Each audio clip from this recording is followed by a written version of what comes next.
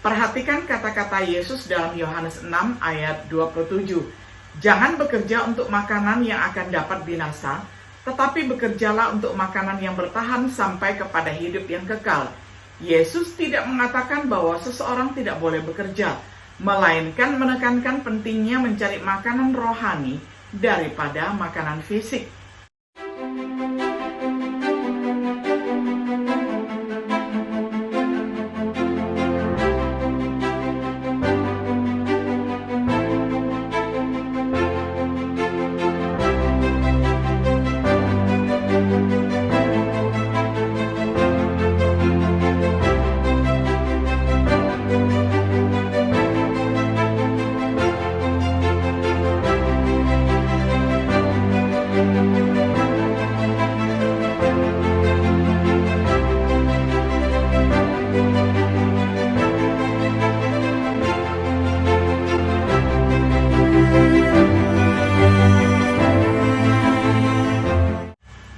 Shalom, sahabat Biblika yang dikasihi oleh Tuhan. Senang sekali hari ini kita dapat berjumpa kembali di dalam acara Refleksi Sahabat Biblika. Pada hari ini kita tiba pada episode yang kedua di dalam serial pembahasan kitab 1 Korintus dengan tema Kristus tidak mengutusnya untuk membaptis. Kita akan membaca firman Tuhan dari 1 Korintus pasal pertama ayat 14 hingga ayatnya yang ke-17.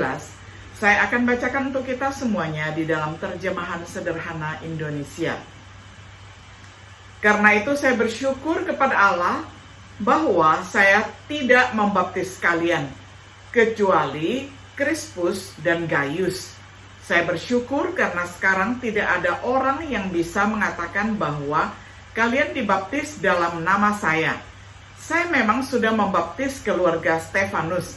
Namun selain mereka, saya tidak ingat pernah membaptis orang lain di antara kalian. Karena Kristus tidak memberi saya tugas untuk membaptis orang, tetapi untuk memberitakan kabar baik. Dan Dia tidak mau saya memberitakannya dengan memakai kepandaian berbicara menurut ilmu duniawi, supaya kuasa rohani yang ada dalam berita tentang salib Kristus tidak sia-sia. Sampai semikian jauh pembacaan firman Tuhan dari 1 Korintus pasal pertama ayat 14 hingga ayatnya yang ke-17. Sahabat Biblika yang dikasihi oleh Tuhan, keberatan yang umumnya diajukan mengenai perlunya baptisan didasarkan pada pernyataan Paulus kepada gereja di Korintus. Perhatikan kata-kata Paulus, sebab Kristus mengutus aku bukan untuk membaptis, melainkan untuk memberitakan Injil. 1 Korintus 1 ayat 17. Dari ayat ini, beberapa orang menyimpulkan bahwa baptisan tidak penting untuk keselamatan. Namun ketika seseorang memperhatikan konteks langsung dari kata-katanya dalam surat ini, konteks jauh dari pelayanan Paulus di Korintus, Kisah Para Rasul 18 ayat pertama hingga ayat yang ke-18. Paulus mengkhotbahkan baptisan dan komentarnya tidak boleh keluar dari konteks. Dalam studi ini, mari kita lihat lebih dekat konteks di mana kita menemukan pernyataan Paulus.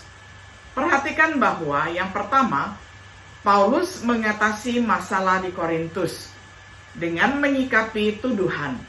Mereka dibagi-bagi menurut golongan yang berpihak pada Paulus atau Apolos. Perpecahan mereka adalah hasil dari karisma pelayanan berkhotbah. Mereka mengklaim, saya dari golongan Paulus, saya dari golongan Apolos, dan lain-lain. Seperti yang Paulus jelaskan kemudian, mereka terlalu memikirkan pengkhotbah yang berbeda. Sikap mereka adalah tanda-tanda ketidakdewasaan, sebab kalian masih dikuasai oleh naluri orang berdosa dengan keadaan kalian yang saling iri hati, bertengkar, dan terpecah belah. Itu bukti bahwa kalian belum lepas dari naluri berdosa. Kalian masih hidup seperti orang duniawi. Buktinya, di antara kalian ada yang berkata, saya pengikut Paulus, dan yang lain berkata, saya pengikut Apolos.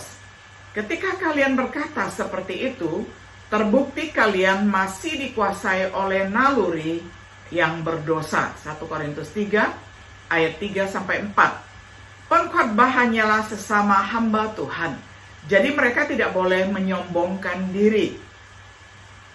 Munculnya terkait dengan siapa yang membaptiskan mereka. Seperti yang ditunjukkan oleh pertanyaan retoris Paulus di dalam 1 Korintus 1 ayat 13 misalnya. Apakah kita dibaptis dalam nama Paulus? Beberapa orang jelas mengaku sebagai murid dari mereka yang secara pribadi membaptis mereka. Demikian Paulus bersyukur secara pribadi telah membaptis beberapa orang. Bersyukur dia hanya membaptis Krispus, Gaius, dan keluarga Stefanus. Jangan sampai ada yang mengatakan bahwa dia membaptis atas namanya sendiri. Jadi, Paulus sedang menangani masalah di Korintus. Apakah kita dapat menafsirkan dari sini bahwa Paulus tidak mengkhotbahkan baptisan atau tidak menganggapnya perlu? Sebaliknya, khotbah Paulus telah menghasilkan banyak baptisan.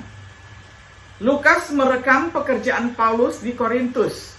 Bagaimana dia bekerja dengan Aquila dan Priscilla.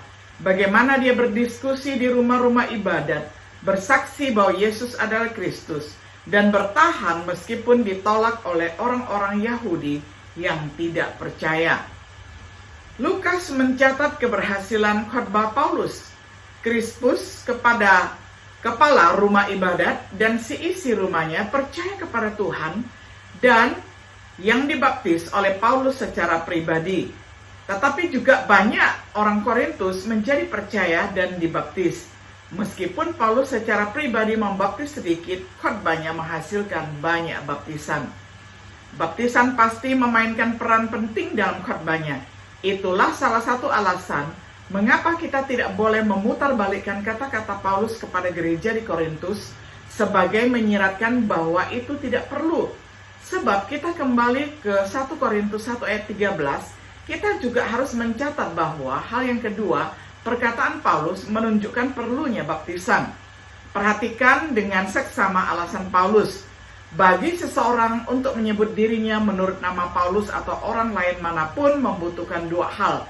Paulus harus disalibkan untuk orang itu. Apakah seseorang harus dibaptis dalam nama Paulus?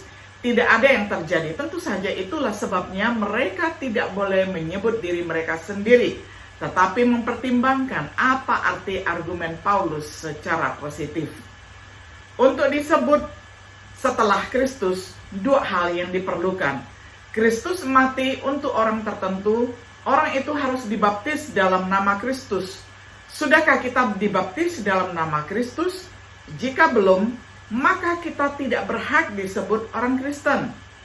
Dalam konteks sebuah perikop yang banyak digunakan untuk mengklaim bahwa baptisan tidak penting, Paulus menyiratkan bahwa seseorang tidak dapat disebut seseorang Kristen kecuali mereka telah dibaptis dalam nama Kristus. Lalu bagaimana kita memahami pernyataan Paulus? Sebab Kristus mengutus aku bukan untuk membaptis, melainkan untuk memberitakan Injil. Jawabannya mudah. Yang ketiga, Paulus menegaskan perannya sebagai rasul. Paulus diutus untuk mengabarkan Injil, bukan membaptis. Sebagai seorang rasul yang berarti yang diutus, peran Paulus adalah untuk mewartakan Injil.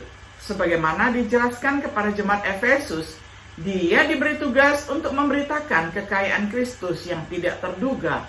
Efesus 3 ayat yang ke-8. Yang dia lakukan dengan inspirasi. Meskipun khotbahnya menghasilkan baptisan, itu tidak penting bahwa dia harus melakukan baptisan.